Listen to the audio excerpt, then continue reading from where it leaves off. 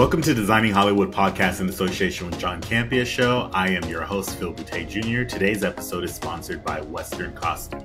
Hi, I'm Gilbert Musali, the new president and CEO of Western Costume, welcoming Designing Hollywood back to Western. We consider ourselves a one-stop shop for all your costuming needs here. With our 2 extra buildings next door, we're at roughly around 150,000 square feet. There are roughly 2.5 million costumes. This is our men's tailor shop, where we're custom making clothes all the time, alterations. This is our women's custom made. We can make anything you guys need us to make, alter anything. We can deck out a full army if you want in our military department. This is our patch and our insignia room here in the uniform department at Western. You want us to ship worldwide, we can do that. They can tell you where your box is at what time. We take pride in making friendships out of our vendors. Thank you, Designing Hollywood, for coming in to see Western Costume. Hope to see you soon. Designing Hollywood podcast show is dedicated to all things movies and its industry professionals. Our guest today is a costume designer who infuses her craft with a deep reverence for storytelling and authenticity. She joins us to speak about her most recent work, A24's Sing Sing, starring Colman Domingo, which premiered at the Toronto International Film Festival before winning Best Film at Seattle International Film Festival and an Audience Award at South by Southwest. Without further ado, please welcome costume designer Desira Pesta to the show. Thank you for having me. Thank you for being here. I want to get into it. We always start the show just because we have a lot of different types that watch, students, we have professionals, etc. So we start with kind of the boring questions. So one of the questions I want to ask you is, how did you first get into costume design? What inspired you to pursue this career? I like to say it was a long, strange trip. It took a long time and I dabbled in a lot of different things, but I first started in architecture. I wanted to be an architect. I applied to undergrad as an architecture major, did a year and a half, hated it, moved on to painting, got a BFA in painting, went to Italy, studied abroad, started screen printing, started selling clothes, didn't like static imagery and clothing. I wanted to do some character work. Huge movie buff, huge movie lover for a long time in my whole life. And so I happened upon the Screen Actors Guild by accident. I got cast in a movie and then joined that. And I finally had health insurance. And long story short, fell in love, worked behind the scenes, and then applied to grad school. And then it was just the perfect melding of architecture, sculpture, fashion history, movie making, and storytelling. Yeah. This is my favorite. So one of the things that I love is there's so many designers I've worked, especially as an illustrator or a concept artist. I worked with a lot of different designers, right? Which brought me to costume. And some of my favorite ones are the ones that are the most talented, started in architecture. It's the craziest thing to watch because it's like the way your brain works. It's like architecture, but for the body. And it's like they all settled in kind of finding this like love for costume design and designing around the form. But also your love of travel, the fact that you studied abroad, the fact that you went all these different places, I think really helps with character design and costume design, right? Because the more cultured you are, the more life you have, the more experiences, the more you kind of take in people, the better. Do you find that all of those experiences kind of culminated in helping you design? Yeah, I think the best people to tell stories are those who are curious, that have like a real love of just getting to watch people and know them and experience other cultures. So 1000%. That's so awesome. Do you miss when you're working, or like, do you ever miss architecture? I mean, I did it for such a short amount of time. I think maybe you could tell I still have architecture in my life. So this is my department and I love interior designing and I love historical preservation. So like that is something that I will never not love, but I don't have to have a career in it. I could just... Touche. I understand that completely. It's like, this will be around, but my career is going to be focused elsewhere. Do you have one of those defining moments where you felt like you really kind of honed in, or you were just like, yes, costume design is what I want to do? Yeah, I think I've mentioned this a few times. So I worked on Boardwalk Empire, again, behind the scenes, and being on set and seeing like literal dirt and walls that like had looked like, you know, they look like they're from the 20s, like the unbelievable amount of authenticity on that show 100% sealed the deal for me. And then additionally being allowed to go into the costume department and see, I mean, I just love clothing. I've always loved fabric and historical fashion. And so just working on that show behind the scenes and seeing what people who are so incredibly zealous about doing it right could do was just a turning point. And yeah, that's when I knew. I mean, that's a huge show too. So it's like something where you're kind of taking and soaking it all in. When you were doing that, was there a shift? Like, cause I know that like the difference between kind of like fashion styling versus costume design, like they kind of both are storytelling, but it's a different type of storytelling. Is that where you felt like you kind of got that like training where you're like, okay, this is character based and you were like focused on all the little details? Well, it's funny because I grew up reading voraciously. I love books.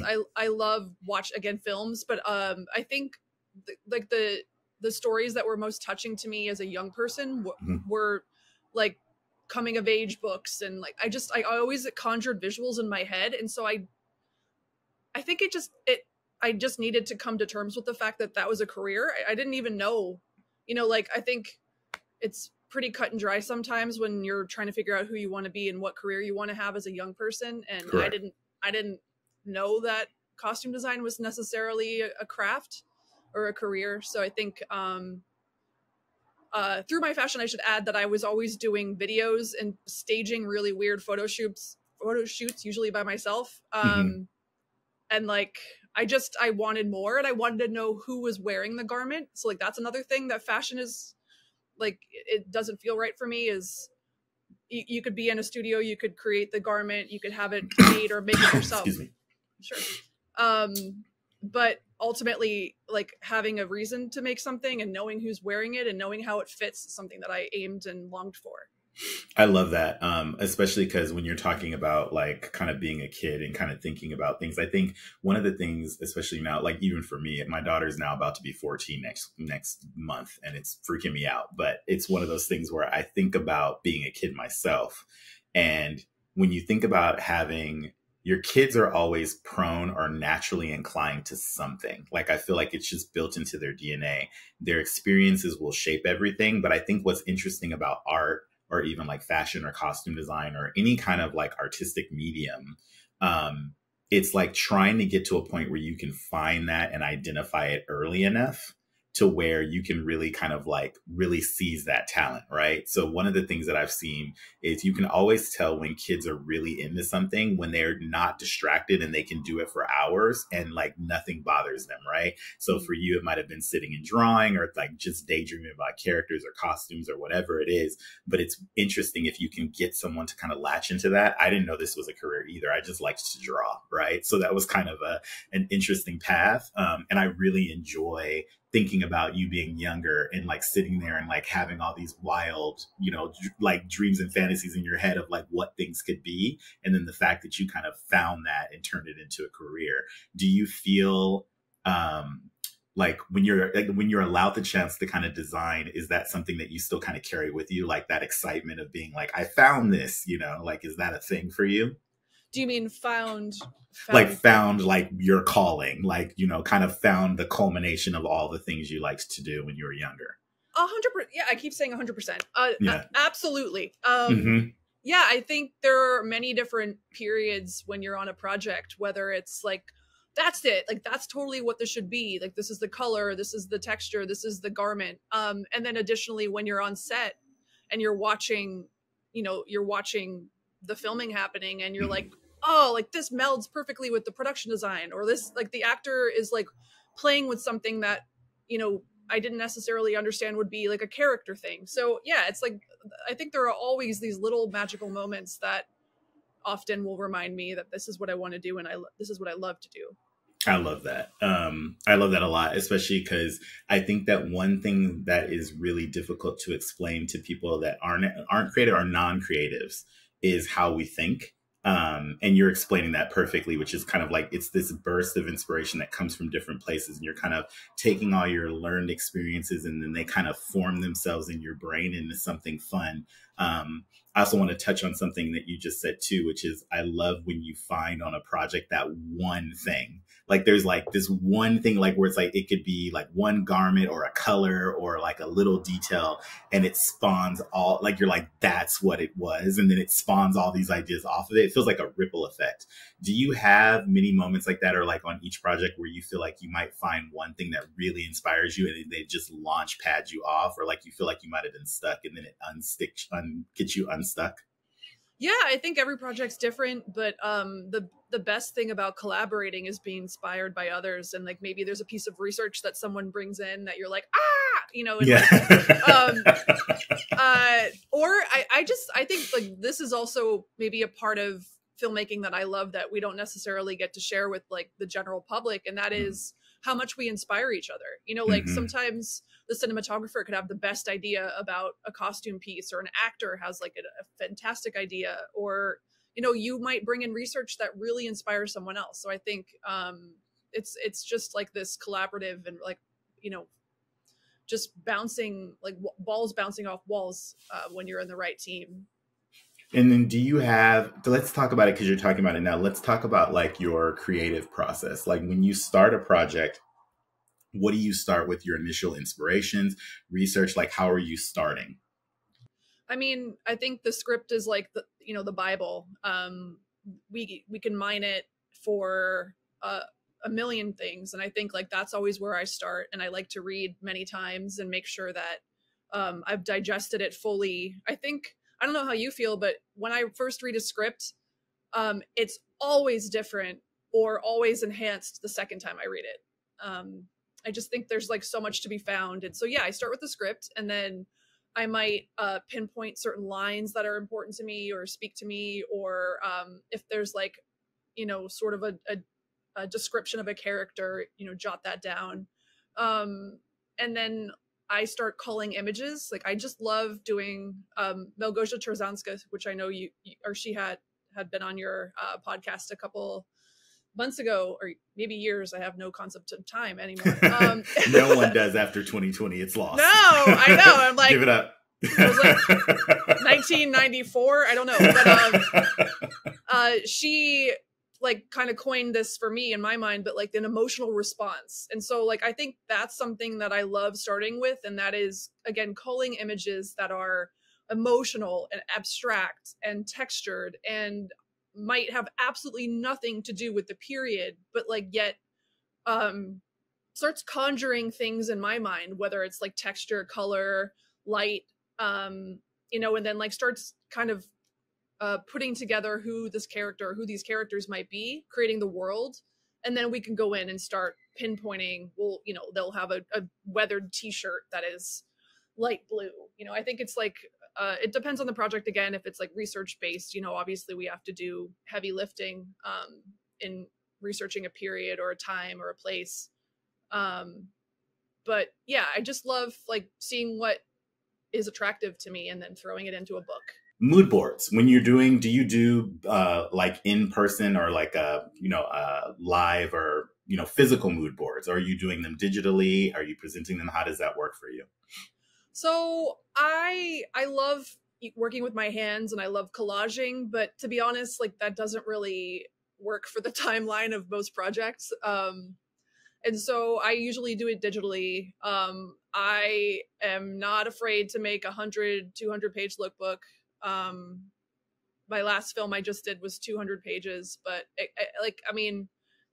there was a lot of research. There was like a lot of creative that needed to go into it. So sometimes like, I think I like bring everything in, like I like widen my arms and I swoop it all in and scoop it all in. I mean, and then start parsing out what makes sense. And so that's the way I love that. And then do you find, you kind of touched on this before, but do you find like when you are in that initial kind of like blue sky phase, are you also kind of taking in with the collaborating with the other kind of departments? Is there kind of pulling stuff too? Yeah, in an ideal world, like that's happening from day one. Yeah. You know, it's really dependent on the project and the availability of the other, collaborators. But yeah, I love doing my little deep dive by myself. I think that's important to sort of Mhm. like pull out what you find and then share it. And I think that's what's so beautiful about, again, collaborating with others. So I want to ask you a technical question too, just because it's something that I know has come up now as we've been working more with timelines becoming shorter. Sometimes too, do you find that your research or your initial kind of like that time alone has gotten shorter, and then how do you adjust to that? well, I haven't been in this industry like I think it's about 15 years really. So Yeah. I feel like I have a limited experience. Like I'm sure, Edith Head could speak to having maybe 2 weeks or maybe 5 years. I don't know. Yeah. But I think in terms of, I think I've always had a short timeline. Yeah. Yeah. And so I'm just, I don't know, I'm sure you could relate. Like we just have to be fast and we have to, have sort of tunnel vision and have like, I think it's great to know where your resources are. Mm-hmm. Like I always go to the bookstore in New York City called The Strand that has a million books that are always. That bookstore is amazing. So it's jealous. Awesome. Yeah. Like, or, the library or, Library of Congress and like knowing where different drawing or losing a word, but like just different resources and like kind of having a good handle on where you could go and then attack as soon as you've got the time. You know how many people, especially students, when you say like, I go to the library and they're like, what's that? Like they don't understand. And it's like devastating. I mean, I was teaching high schoolers fashion history just a little bit like throughout the pandemic and beyond. Mm-hmm. And they were like, could you tell me where to research beyond Google? And it's such a travesty for young people. Like there are some people who like just will dive into a book and will spend the time, but it's just so easy to get wrong information. And it's, again, a sad thing. Yeah, especially I try to teach the students that just because it's on the internet doesn't make it true. And then also the internet kind of recycles the same kind of information. Libraries have out of print books. They've got editorial things. They've got newsprint stuff. They've got, really historical stuff that's not online. But what I try to do, which is knowing that you go to the library and you're going to like Congress and all those different things, or Library of Congress, like, the key thing that happens there is what you're doing is you're centering your research in reality, and you're really getting down to brass tacks, like the bareness of it. It's not anything on top. It's not like a picture of a picture of a picture. It's like the source. And I think that that's something that's really important, especially when doing research. We've talked about this in terms of even when you do your internet searches. Right, is trying to be as specific as possible. So I've told students, type in Victorian sleeve, and they type that in. And I was like, now type in leg of mutton sleeve. Do you notice the difference? It's like the pinpoint of that is really great, which is I find, again, because of your background with architecture and everything else, I find that studious people make really good costume designers because they're really accurate with historical research and knowledge. And then the ability to read and learn is just like godsend. So kudos to you. I think that that's a really great skill to have, or those are great skills and foundation to have. Well, kudos right back. Yeah. So now I want to get into what we're going to talk about today, which is you did a beautiful film. You costume designed a film called Sing Sing, starring Colman Domingo. I wanted to kind of like shift light on that because a lot of the times when we think of costume, everybody thinks about things that are overly fantastical, but you were grounded very much so in this prison kind of like world, in the prison landscape, and then having to, kind of focus on the costumes of the characters there and making them real while also thinking about their theatrical costumes. Like, how did you approach your researching of a prison setting? Well, this was my first time telling the story behind bars, or a story behind bars. So I reached out to the community I have in New York City, or excuse me, on the East Coast, which is Google. There's a Google group called Last Looks. And so I just sort of mined it's just like tons of costume designers, hair and makeup artists, stylists, anybody in the industry, and we share resources. And so I just asked, I mean, this was like down the road a little bit, but I asked, does anybody have resources for prison wear? Mm-hmm. But starting, I should back up. So obviously the script, Mm-hmm. this is based on a true story, Mm-hmm. and two people's and thereafter true story, but Divine I and Divine G, it's really Mm-hmm. truly based on them mostly. So I had the great benefit of asking them for personal anecdotes, and Divine G gave me a lot of family photos from his time behind bars. That's awesome. And so it was incredible. And I had the best and the biggest gift of being able to actually ask those who had been behind bars, because as a regular person who hasn't been incarcerated, it's really hard to know what life is really like, because every prison is different. And it's a prison, you know, like we are kept out of it as Mm-hmm. like society keeps these people away from us, and we are not therefore able to really get a handle on what it's like inside. So I did a lot of research on the Department of Corrections. Like I just started finding newsletters that had been like made into That's PDFs. awesome.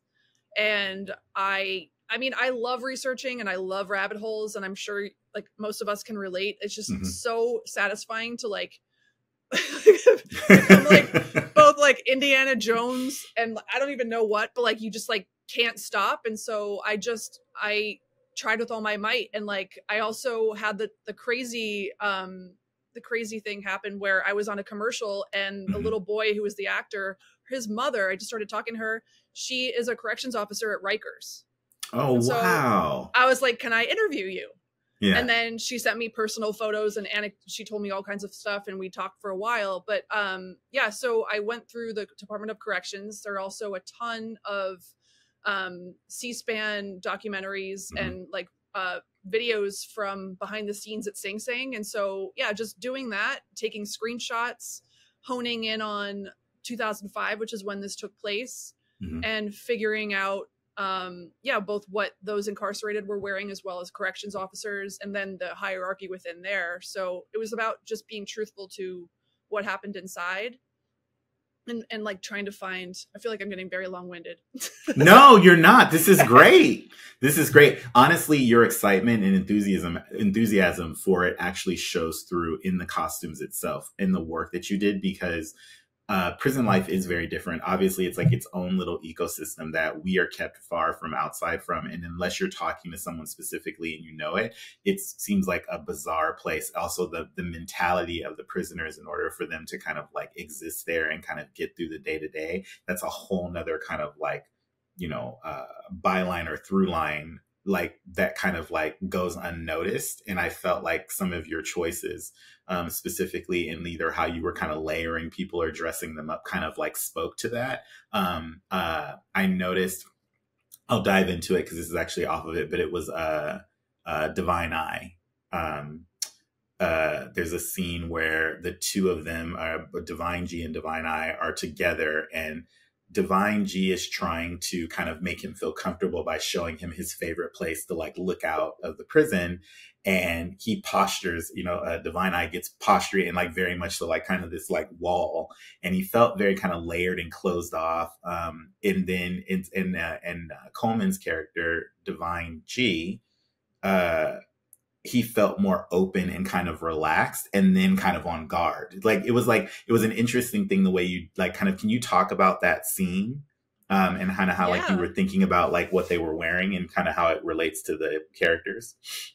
Yeah, I mean, I think it started with a long conversation with both of them about the overall arc of the characters. They're both in there for a long time. And they both are based on real people, including Clarence Macklin, who plays himself.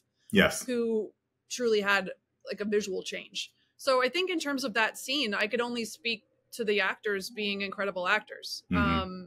I mean, I don't want to take credit for, you know, how they postured themselves. And I think just truly, we kind of mapped out, like mostly Clarence and I mapped out when he had like sort of shifted, and that started when he was in RTA. Yes. At that point, this scene is like, he's just starting.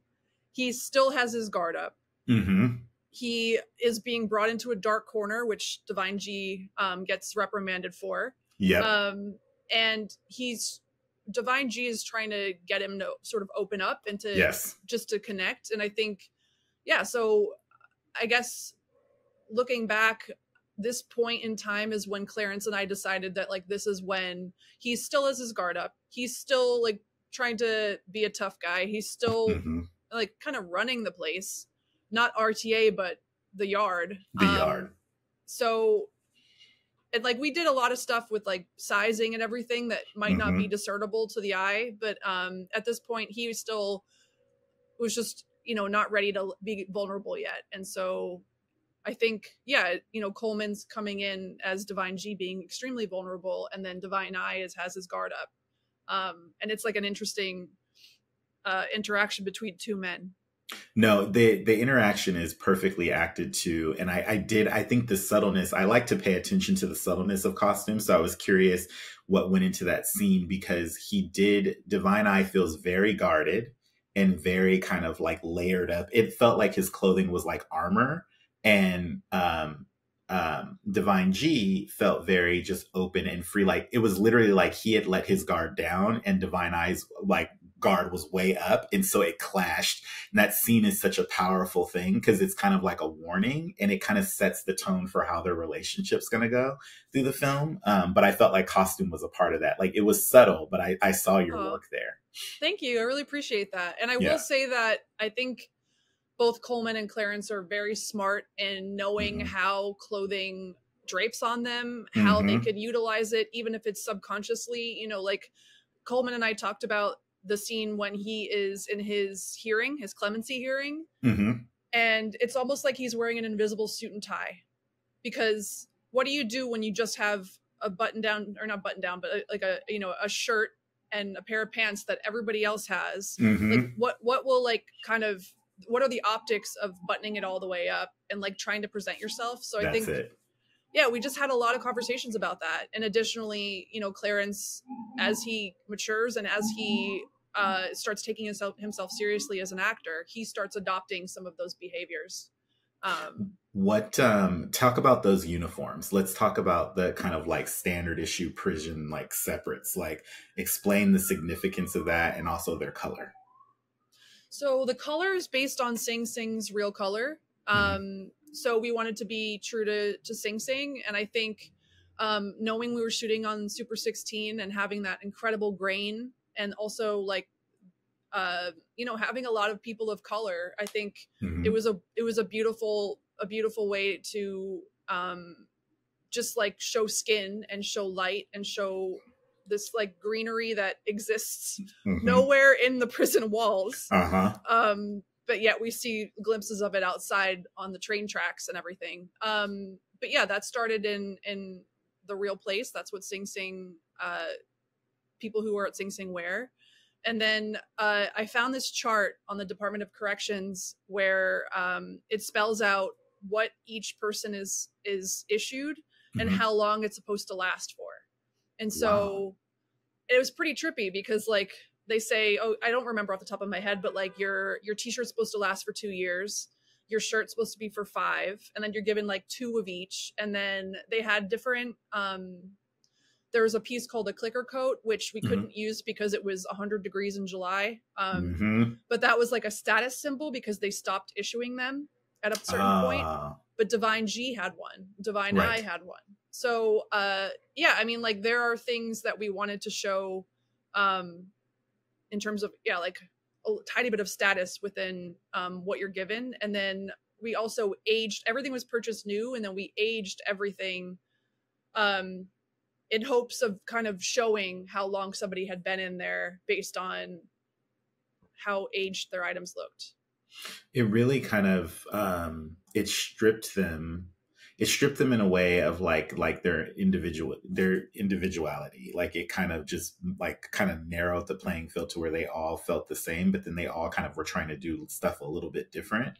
I also noticed that in certain scenes, specifically, even like where like production design, costume design were working really well together, what would be like when they would like randomly raid or have to search their cell, right? So Divine G like has everything together. He's got all of his stuff a particular way. He's got all of his notes up, and then everything gets rated, and he's like basically down to like, you know, a shirt and underwear and kind of like being dehumanized in a way, and then consistently has to like come back into his room and then put everything back. Was that something that you guys talked about too, in terms of like how that was going to play visually? Yeah, 100%. Yeah. I said it again. Mm-hmm. 100%. But Ruta, the production designer, had the luxury of having both Clarence Macklin and John Whitfield detail how their cells looked. Okay. So those are not cinematic adaptations of what a prison cell could potentially look like. That's truly what they had. And, you know, like, again, status is shown through Divine Eye's cans and all of his food. And then Divine G's, like, you know, academia and like notes and like his plight to get out of there. And, you know, that's through studying and getting master's degrees. So yeah, like, I think that was devastating, you know, to have your place ripped. It's like ripped apart. And then to be like truly strip searched. And yeah, like you create your little home and then somebody comes in and just, you know, doesn't care what it looks like. They want to look for whatever they're looking for and then rips it apart. And so I think it's just psychologically horrible to see how when you're given very little and then you create a home, it's almost like seeing folks on the side of the road who've created a little home. Like we all kind of strive to have these nests, even, you know, despite where we are. And so that's just see such a good correlation. Like it's the same feeling. Yeah, it's just devastating. And then to, you know, have your body and your little nest searched and ripped apart and demeaned is just, yeah, another bad part of prison. It's difficult because you kind of felt like I felt like it's like they're dealing with so much, and I saw the strip down of the costume, the strip down of the room. The two of those really kind of hit me in a way because it felt like I was like, okay, there's a difference between kind of rehabilitation and then just kind of being mean, and it's kind of like one of those things where it's like, okay, understood.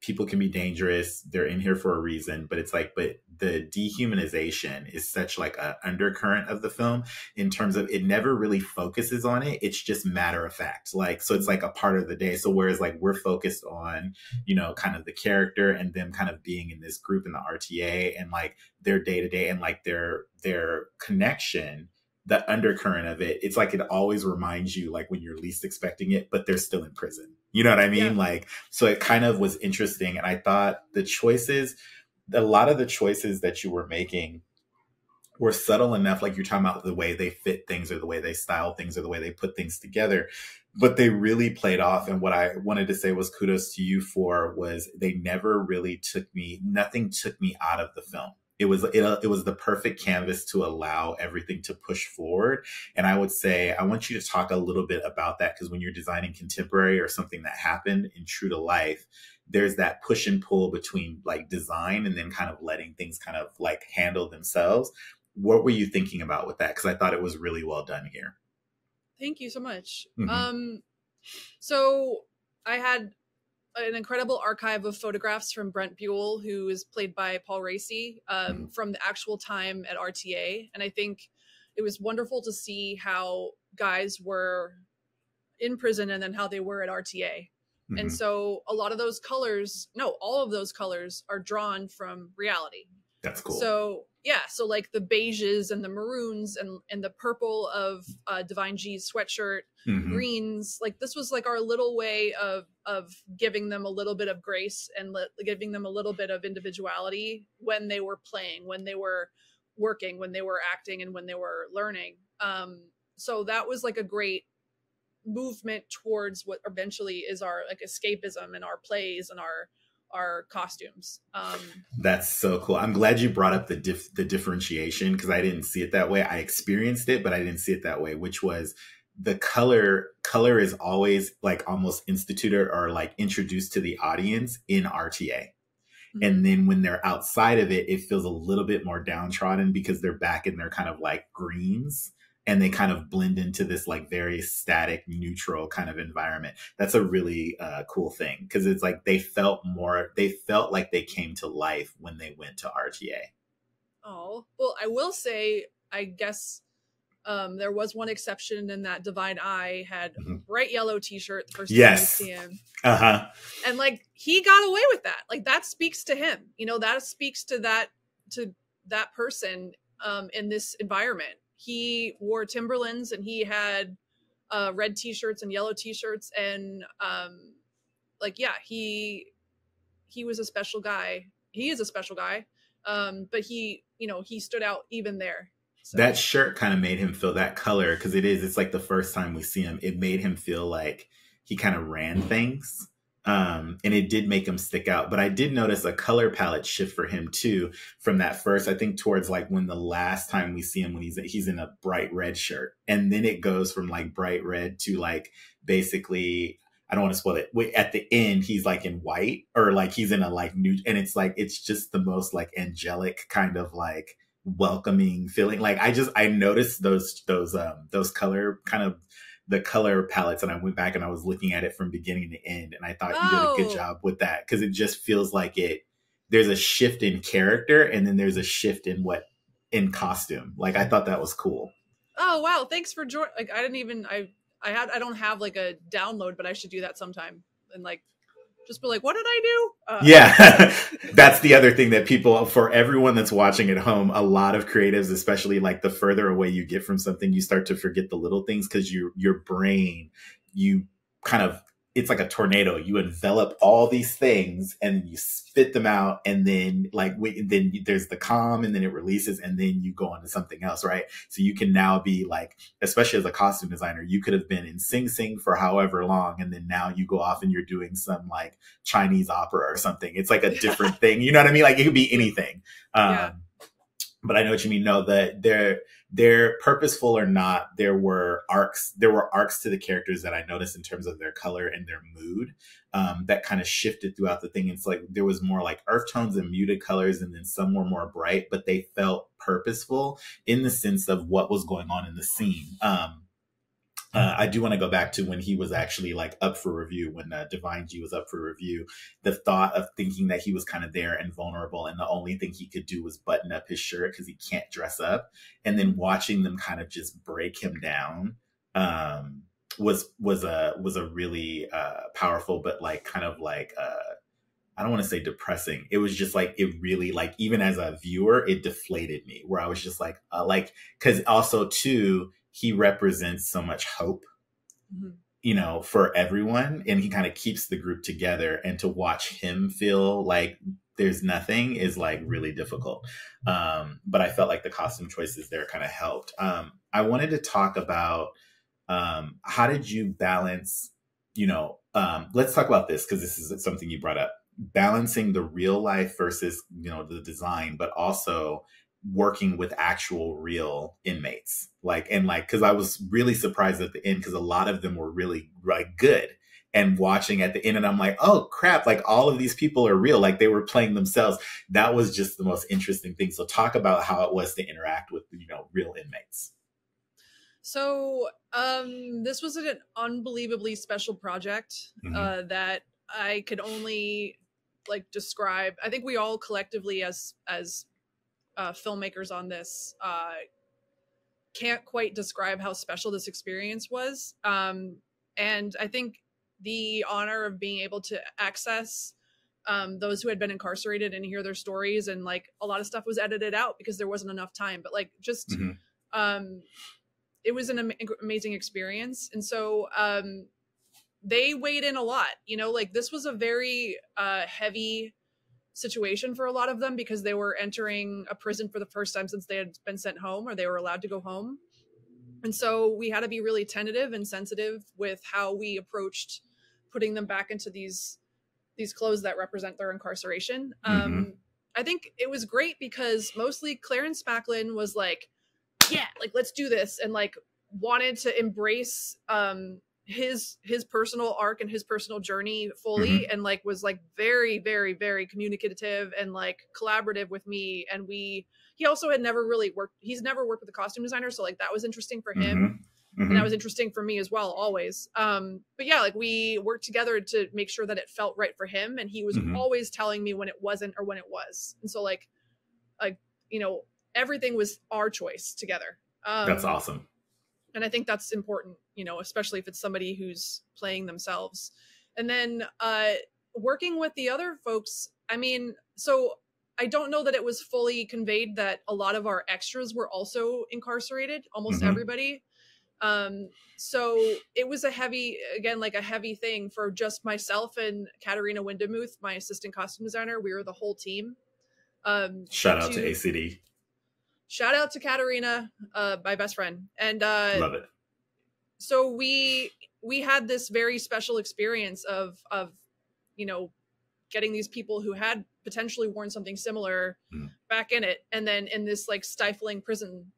So it was.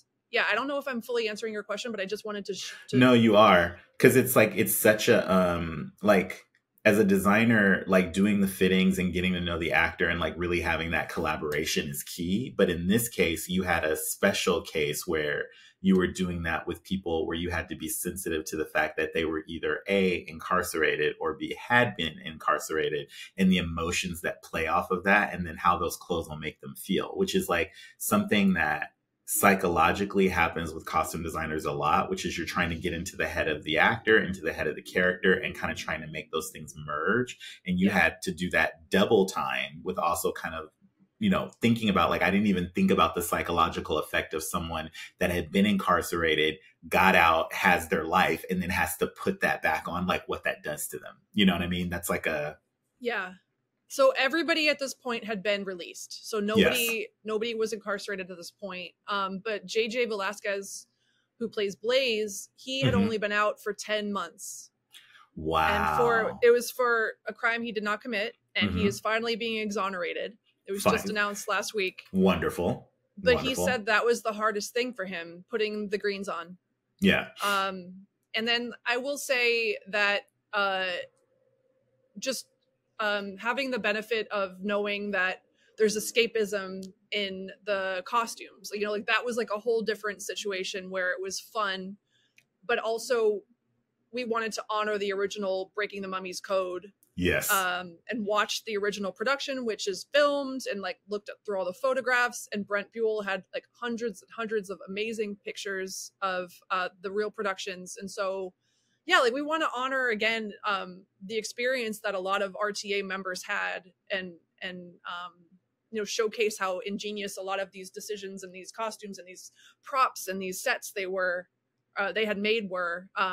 So yeah, it was just I don't even know how to synopsize the experience, but we just it was just a joy to get to know everyone and to get to, you know, show the world this incredible group of people. It's pretty amazing. And there's some really good things. You talk about escapism, and thinking about that, there's a line in there, I think it was from Divine Eye, where he talks about, like, they talk about doing a comedy, you know, doing a comedy instead of doing something dramatic and serious. And I related to that because I feel like, especially with all of us being in entertainment, I do think that sometimes it gets missed, especially now that we're trying to tell more diverse stories and hear from other groups. I enjoy that specifically because of the escapism, which is film, you know, television, entertainment is escapism for a lot of people. So I feel the responsibility for all of us to design with truth, and to design with feeling, but also to design in a way, you know, and to tell stories that allow people to escape. And it's interesting that I felt that from a film that's not about, you know, like it is about escapism to a degree, but it's like they're not able to do that. I thought about like kind of the different stories, like at a certain point, if they're telling the same type of story, just like anyone else, I want to go to the movies and I want to escape. Like, right. I want to be a superhero. I want to do something fantasy. I would just want to shut my brain off from what's actually happening in my real life or in the real world. And this film kind of had that message, kind of like pipeline through it. Were there any things, or were there any costumes or specific details that you kind of focused on that made you feel that way? Like where you felt like you were giving the prisoners a little bit of hope or something, like something to play off of? What a question. I don't know. I think it was important, like, I'll just mention this, like the very opening of the movie, we wanted to make sure that we as an audience didn't know where we were. Yes. We wanted it to feel like the West End, and that, you know, this is the final moments of a play, like, yeah, like a high production play. That was Midsummer's Night Dream, right? Mm-hmm. Okay. Yeah, and so I think like that maybe is like a was a great moment, in terms of like I made that outfit for Colman, and like wanted the light to be able to pass through. It was beautiful. And oh, thank you. And then like establish, you know, sort of like this otherworldly element to what is usually like very practical effects and very minimal props and sets and costumes. But I don't know. I think to answer your question, I'm not sure that I have an answer. I mean, I'd have to ask the guys and let them. Did you feel that sense of escapism or kind of that balance while you were doing it? Or did you feel anything that was like kind of related where you were kind of like, because it feels like you were kind of in it. So it was like, did you feel sometimes the need to feel like you wanted to escape the downtroddenness, or like, oh, I see what you're saying. Yeah. Oh yeah. I mean, Yeah. I was just saying last night to somebody who had said they just saw the film, and said that they cried a lot. And I said, well, I cried a lot on set. Yeah. There were so many moments where, I mean, we were in it. We were a tiny crew. We were in these, like, it was 100 degrees in July. We were in it was a decommissioned prison, no windows open, Mm-hmm. you know, very real, very heavy. I keep saying heavy, but like it was like a labyrinth. There were animals getting stuck inside and not getting out. Like I tried to free a bird but couldn't find a window. Like it was just, Oh my gosh. like a stifling environment to begin with. Yeah. And then all of the vestiges of this prison. So, you know, we had like all the, like the kitchens, we were walking through everything. It was fully decommissioned. So I just think like physically being in these spaces Mm-hmm. that looked like they had been abandoned like 30 years prior, and it was Mm-hmm. like only decommissioned a few months prior. So like knowing that human beings had to live there, like that weighs on you, regardless of if you're having a cast of actors who are actors who have no experience in prison. So like that alone was a lot. And then asking of our cast to share their most vulnerable, most traumatic moments, you know, and like to relive them in a way, Mm-hmm. even if they, like, a lot of our cast sort of like took on different, like took on a persona. Mm-hmm. And like, you know, they were their character. But there were so many real stories told that like I had to walk away from set one day because I was like so moved by one of our RTA members and actors, that, and telling his real story, that I couldn't handle it.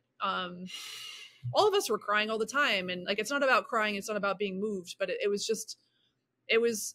the most human film I have ever been a part of, and I think I could say I will ever be a part of.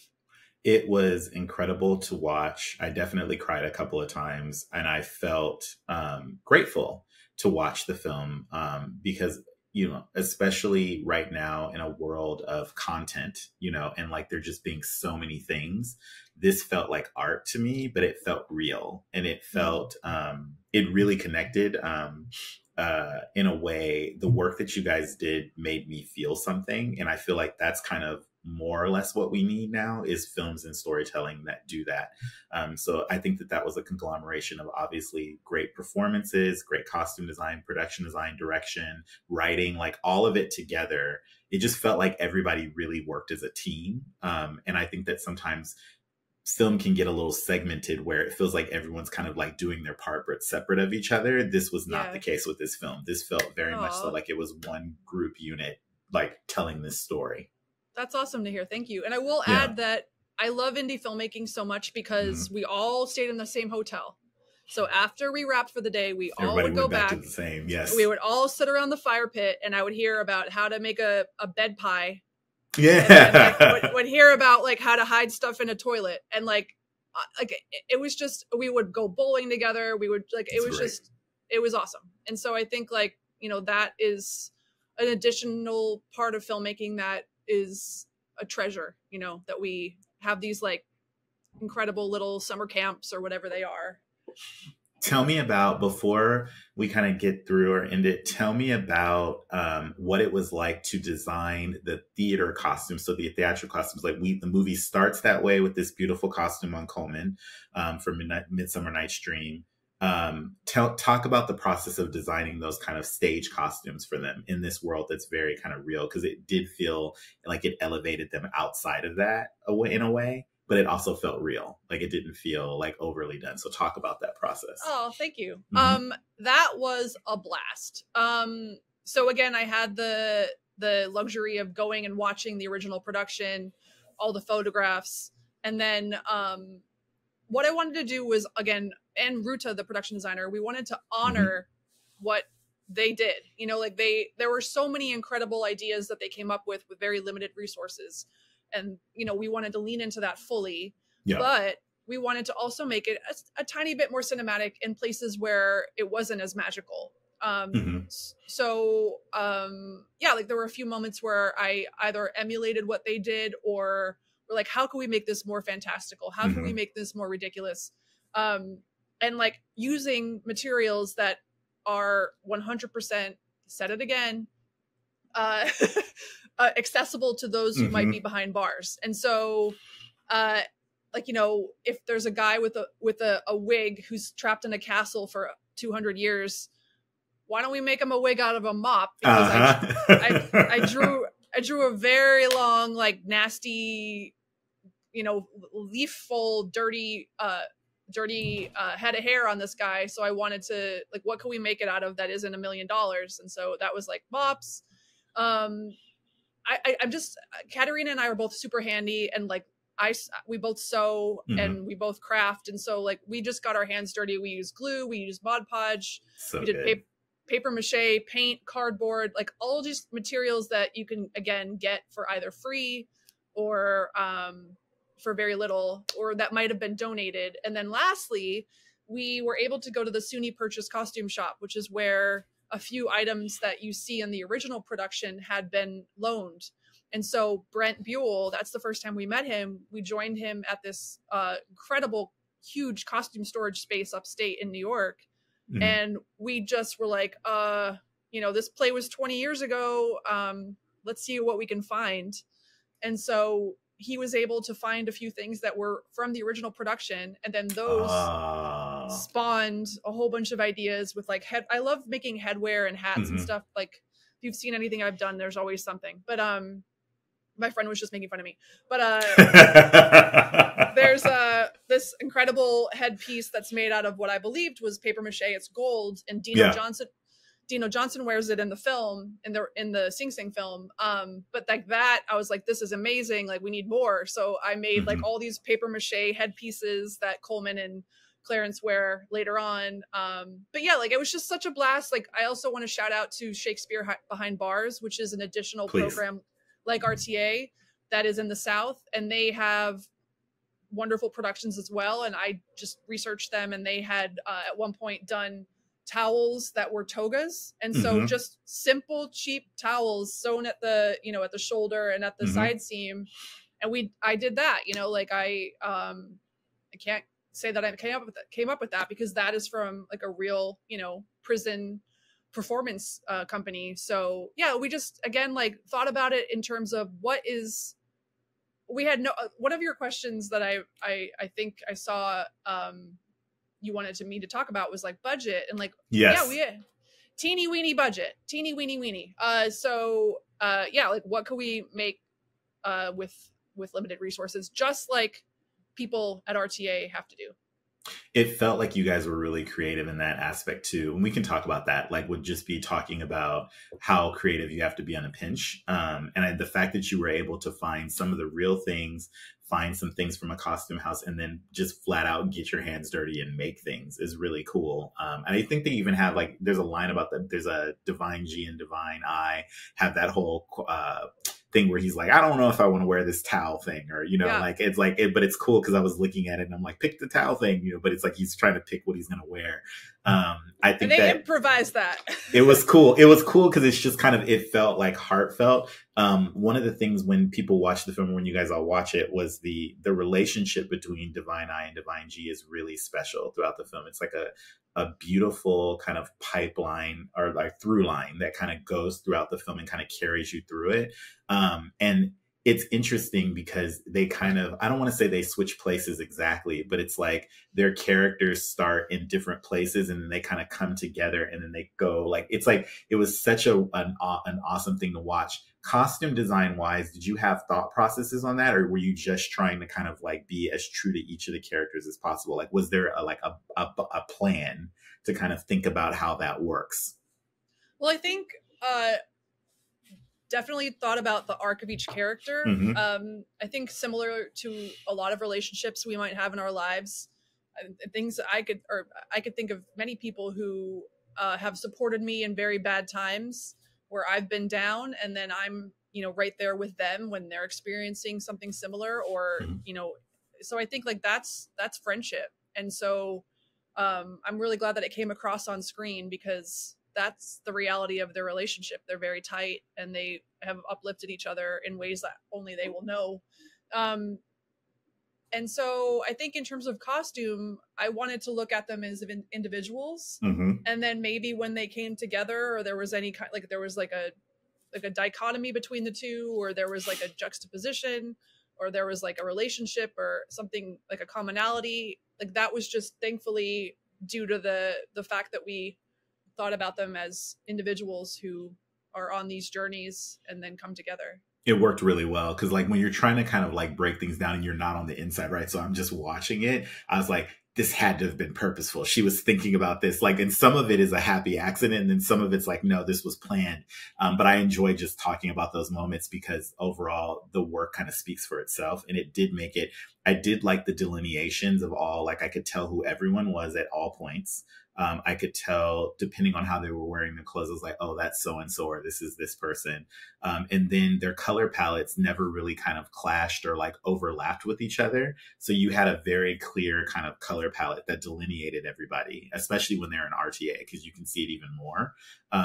And so there's like this push forward and this fall back. And I feel like the play there was really confident. I wanted to talk really quickly too before we end about your collaboration with your director. So like talk about that, because I think that that's a really special relationship as well with costume designer to director. Like give us some insight into how that process worked for you on this film.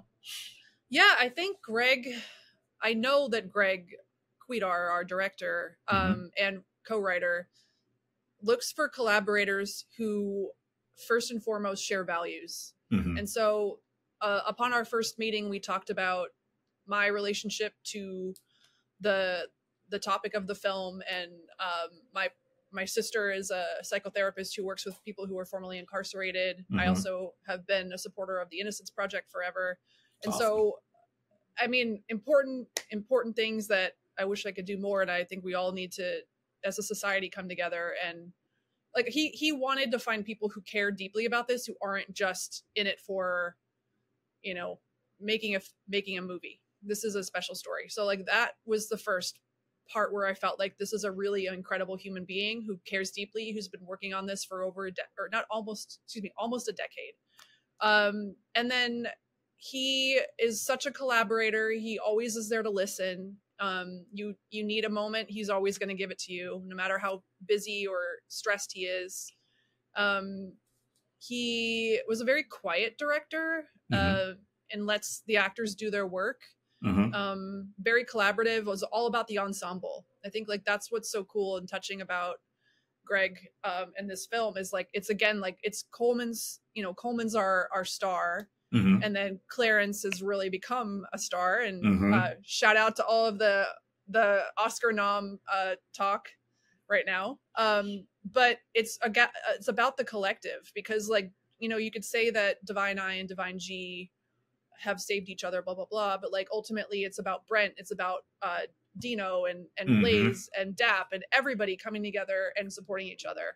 And that's what theater is, and that's what filmmaking is. And so I think like that's true of Greg as well. He was always about the community, and wanted us to like do as much together as we could. And they lived communally, like Greg and Clint and Monique and Ruta all lived in a big house together during filming. So it's just, again, like immersing yourself, and like that was really special. You can feel it, because it can feel that you guys were all kind of like together. Some of the choices that Greg made too, like just to shout out to him, were like little subtle things, like showing the group all together and then showing them be smaller, to say some people got out and so the group doesn't stay the same. So that was also, in its own way, it's like happy, but it was also kind of tragic. Like, I'm like, because it reminds you of the reality of it, which is be like, you're in this place, you don't know for how long, depending on when you get out or whatever, and then the group keeps shrinking, and to watch like Divine G just kind of still be there, and knowing that he wasn't really being given a fair shake in terms of like his trial and all the stuff that was going on, was just kept pulling. It was like this pull, like I just was like, and then, you know, it's like, it just, the way the story kind of ends, it's really nice, but it's still one of those things where I was like, it was very heartfelt. So the choices you guys were all making together were great. I want to take the time to say that the film is beautiful. You should all go watch it. Please go and support it, and support the work that was done, because I think you guys all did a fantastic job. I really enjoyed it. Thank you. Enjoyed it. I want you to also talk about where we can see, or what you're up to next. What are you up to currently? So I just wrapped a film called Damned If You Do. Which is a little different than Sing Sing, but it's a dark comedy about a bunch of high school friends who make a deal with the devil, and then we meet them again 25 years later, when they owe the devil something. So yeah, it was just a blast. Very creative, very fun, very, very, very like over the top, and so that I'm proud of, and I'm excited to see where it goes. And then other than that, I'm doing a commercial this week, and I'm ready to see what the world and what the universe has next. And tell all of our followers, or people that are watching, where they can find you, like on social media or anything that you have, website. You can find me in Prospect Park most of the time in Brooklyn. You can find me on my website, which is desirapesta.com, I think. Might be .net. Both work. And then I'm on Instagram as well. And then, I think that's about it. I don't really do Twitter or X or any of those other things, but good for you. be present, live life. It gets crazy. But no, I want to make sure that people can kind of like check in and see what you're up to next. And I wanted to thank you for joining us. Did you have any other insights, or let's say, did you have anything that you wanted to put out for, like for people that are watching, or aspiring costume designers, or any kind of positive, something to leave them with? Oh, thank you for asking. Well, I just want to say thank you so much for taking the time to talk to me. It's been a real pleasure to chat and to laugh. I think my advice to people who are interested in costume design is to get out of a computer, or get off of a computer, I should say, get out of a book and go out and see the world. And that means, I don't mean travel, get on a plane, but I just mean like, I think it's really great to take people in and to people watch and to talk to strangers and just be curious. Because like I think ultimately costume design isn't about what's fashionable or what's in a book or what's on a movie. It's about humans and how we tick. I'm going to leave that. I can't say that any better than that. Thank you so much, Desira, for joining me. Thank you. Thank you to our sponsor, Western Costume, and thank you again to our guest, Desira Pesta, for coming onto the show. It was a pleasure. And a special thank you to founder, CEO, executive producer Martika Ibarra, co-founder, costume designer Marilyn Vance, and of course, John Campea. See you guys next time.